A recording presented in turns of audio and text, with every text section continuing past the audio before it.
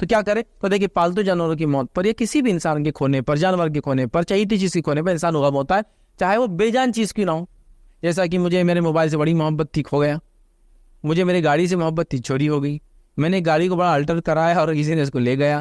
میں نے ایک جھاڑ کو بہت محبت سے لگایا، کسی نے توڑ دیا. میں نے ایک جانور پالا، وہ مر گیا، تو غم ہوتا ہے. This is something natural, human nature ہے. تو اس جانور کے اوپر کوئی غم اگر کسی کو ہو جائے تو اس میں کوئی حرج نہیں، لیکن اس کے شوق بنانے کا کوئی طریقہ نہیں، اور اس میں تجاوز کرنا غلط ہو جائے. تجاوز بولے تو کیا؟ آپ نے ایک بلی پالی تھی، بلی مر گئی. اب جہاں تہاں بلی دکھ رہی کہ رونا چالو، میرے کو میری بلی کی یاد آ گئی. اب تجاوز ہو گیا نا، ٹو مچ ہو گیا. پہلے جو لوگ مر رہے تھے رشتے دار، ان کو نہیں بول رہے آپ، جو کہ اللہ کی دی ہوئی امانت تھی، اس کو زندگی بھر یاد کرے، برسیاں منا رہے، کیا کیا نہیں شوق منا رہے. اب بلی کتوں کو بھی شامل کر لیں گے تو بہت ہی میزریبل لائف ہو جائیں گی انسان کی. کتنے غموں کو یاد رکھیں گا بیچارہ، ہے نا. تو ایک لمٹ میں اگر ہوتا ہے نا، کسی نیچرل مرغی پالی مر گئی، غم ہوتا ہے. بلی پالی مر گئی، کتا پالا مر گیا، شکار کی جانور پالتے، چیل کوے وغیرہ مر گئے، ایک دم ہوتا ہے تکلیف. اور نبی اکرم صلی اللہ علیہ وسلم کے زمانے میں واقعہ ہوا. نبی اکرم صلی اللہ علیہ وسلم، انس بن مالک فرماتے ہیں کہ ہمارے گھر آیا کرتے تھے اور میرے بھائی عبداللہ سے ہنسی مذاق کیا کرتے تھے. ایک مرتبہ وہ آئے اور میرے بھائی سے جو ہے مذاق کرنے لگے، اور مذاق کرتے کرتے دیکھا لیکن وہ خوش نہیں ہو رہے تھے.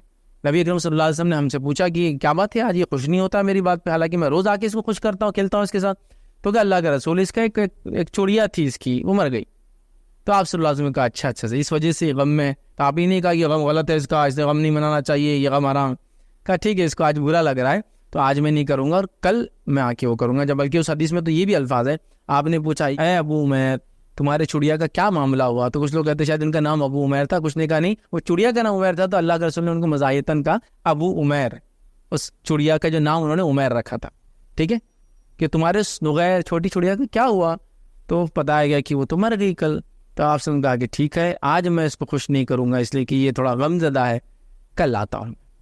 تو پتہ چلا جانوروں کے مرنے پہ تھوڑا بہت غم انسان کو ہوتا ہے، سم تھنگ نیچرل، بٹ وہ اتنا پرولونگ نہ ہو اور اتنا نہ ہو کہ پورے زندے لوگوں کو ٹینشن آ جائے اس کا اور سب پریشان ہو جائے، ہے نا.